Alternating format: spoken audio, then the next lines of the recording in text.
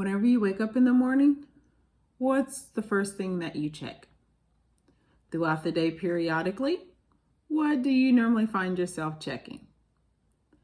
Before you go to bed, what's something that you check?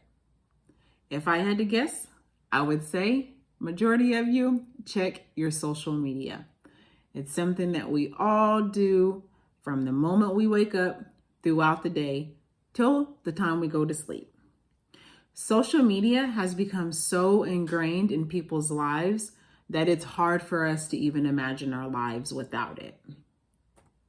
According to Jason Wise with EarthWeb, the average American spends 5.5 hours a day on their phone, and about 2.5 of those hours are used on social media. And according to Dion Georgiev, a tech jury, 78% of North American population are social media users. 78%, that's a lot of people. I will be discussing why social media usage should be limited, how it can affect our daily lives and health, and then present some solutions that we can maybe use in order to help decrease our usage of social media. Social media is crucial for many of us to communicate with our friends, our loved ones, etc., and to learn new information. However, in excess, social media can be harmful to a person's physical and mental well-being. Social media can be addictive because it gives our brain a feeling of always being rewarded. According to McLean Hospital, social media has reinforcing nature. Using it activates the brain's reward center by releasing a drug called dopamine, a feel-good chemical, and that chemical is usually pleasurable. It's linked to pleasurable activities such as sex, food, and social interaction. The platforms are designed to be addictive and are associated with anxiety, depression, and even physical ailments. Also, according to leehealth.org, there's growing evidence to suggest that some individuals can develop a dependency on social media that's not unlike an addiction to alcohol or drugs.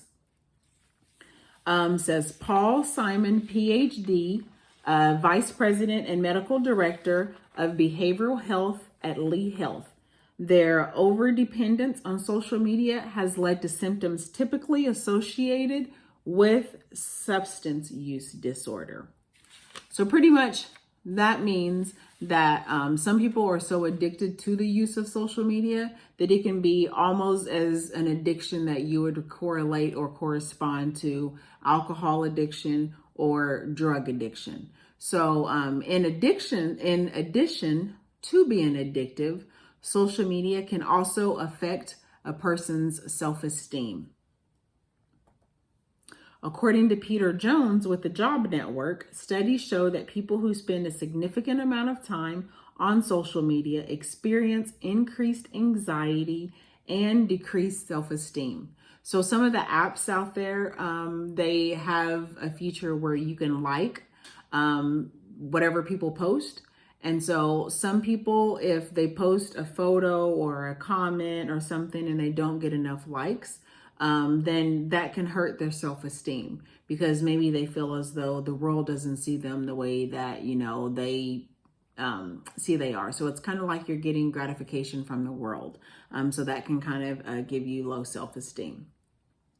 Now that I've gave you some of the problems, I now want to present you with some solutions that you can use to help to decrease your social media usage.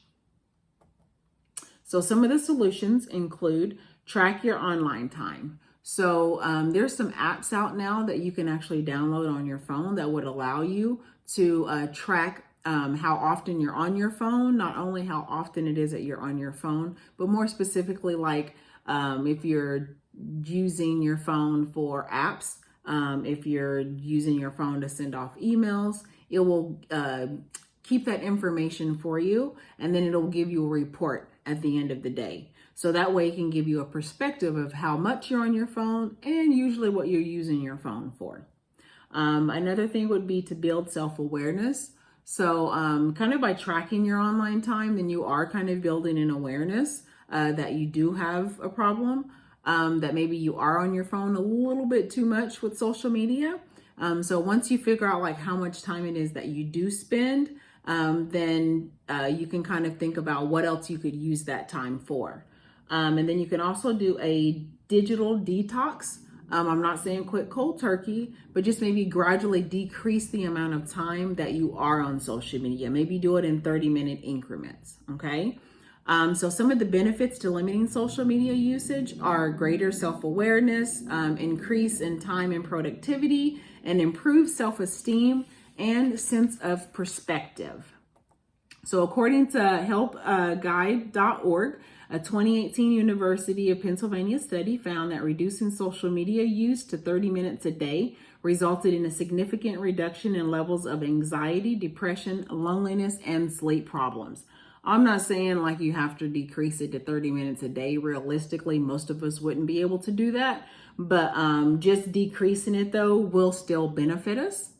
And then according to Tammy Lore Oldipo at Buffer, a 2021 study found that most students reported a positive change in mood, reduced anxiety, and improved sleep during and immediately after a break from social media. So in conclusion, I would just like to say that even though we live in a digital world, I think that people can slowly ease themselves from using social media as much by making minor changes in their lifestyles. In my speech, I discussed why social media usage should be limited, how it can affect your daily life and health, along with giving you some solutions that can be used to overcome those problems. So now I challenge you to try and implement some of those mentioned solutions into your daily life and try to limit your social media usage. Thank you.